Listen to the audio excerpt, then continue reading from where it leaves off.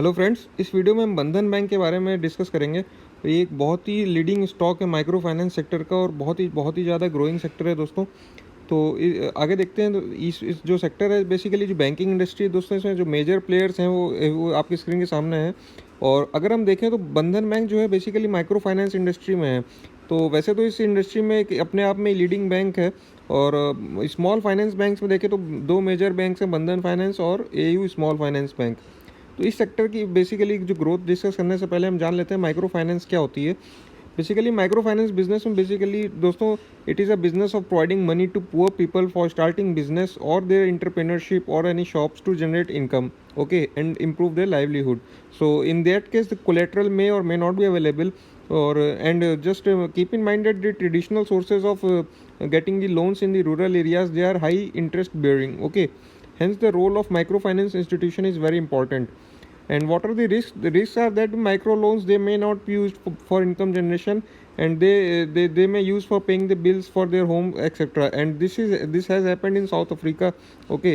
But here no such situation is there in our country. So this is the growth potential, friends. The Bandhan Bank and AU Finance Bank I have compared. You say see the sales in 2017, okay. 5,000 sales थी 2017 में, और 2020 में देखिए 15,000 sales होगी। तो इस sector की growth देखिए डबल हो गई, ऑलमोस्ट 200%, मतलब 3 गुना हो गई सेल्स ऑलमोस्ट। तो और इंडिविजुअली देखिए दोनों बहुत ही अच्छी ग्रोथ पोटेंशियल है। और लेटेस्ट एक इंस्टीट्यूशन की रिपोर्ट भी आई है जिसमें बताया गया कि पिछले साल जो है माइक्रो फाइनेंस इंडस्ट्री ओवरऑल जो है आपकी 29% से ग्रो हुई है। तो बहुत ही ज़्यादा ग्रोथ पोटेंशियल, और इंडिया में तो 60% पॉपुलेशन रूरल इंडिया है पूरा। तो देखिए दोस्तों, हिस्टोरिकल बैकग्राउंड थोड़ा सा जान लेते हैं इस बंधन बैंक के बारे में। 2001 में basically the bank this Bandhan started as financial institution for women empowerment, okay. 2006 इन्होंने एक एनबीएफसी को ओवरटेक किया, है ना। 2009 में फिर माइक्रो फाइनेंस पोर्टफोलियो जो है इनका एनबीएफसी में आ गया।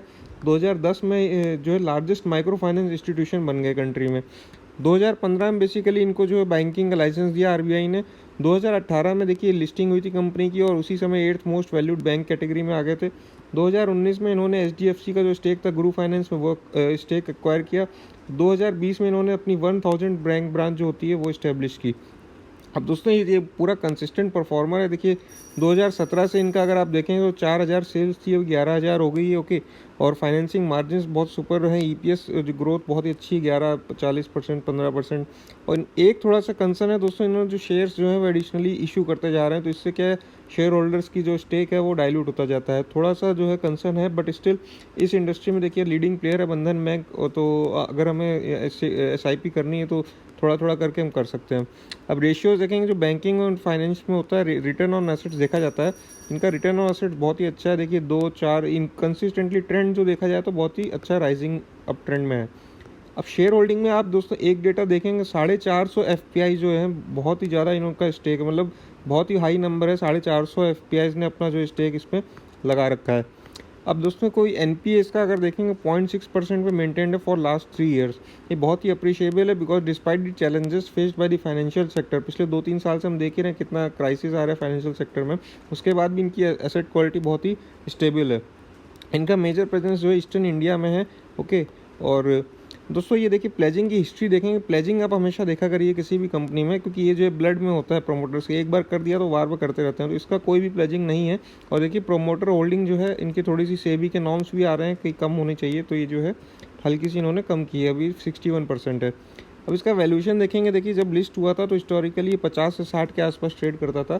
अभी देखिए कितने अट्रैक्टिव वैल्यूशन पे मिल रहा है, 10 से 20 के वैल्यूशन पे मिल रहा है। तो इसकी ग्रोथ पोटेंशियल देखने के हिसाब से ये वैल्यूशन जो है जस्टिफाइड नहीं है। फ्यूचर में देखिए अर्निंग्स इनकी आनी है तो इनका प्राइस भी बढ़ जाएगा। आप देखिए इसमें शिप कर सकते हैं। अभी जो है प्राइस चल रहा है 250 के आसपास, 280।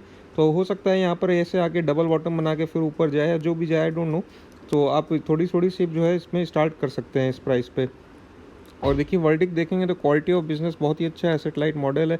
इनका मोड बिजनेस है बिल्कुल। डिस्ट्रीब्यूशन रीच इनका रूरल इंडिया में बहुत अच्छा है, स्पेशली ईस्टर्न इंडिया। ग्रोथ हमने देख ही लिया, सेक्टर की ओवरऑल ग्रोथ 30% हो रही है। ह्यूज पोटेंशियल है दोस्तों इनका। लॉन्गेविटी में देखेंगे तो माइक्रो फाइनेंस रूरल एरियाज़ में कोविड-19 के बाद तो देखिए रूरल में इंडिया में बहुत फोकस हो गया। वहाँ पर इंटरप्रेन्योरशिप, छोटे छोटे बिजनेस अपना सब स्टार्ट करना चाहते हैं। और प्राइस देखेंगे तो अट्रैक्टिव वैल्यूएशन मिल रहा है, इससे अच्छा प्राइस नहीं मिल सकता। अभी आप थोड़ा थोड़ा शिफ्ट कर सकते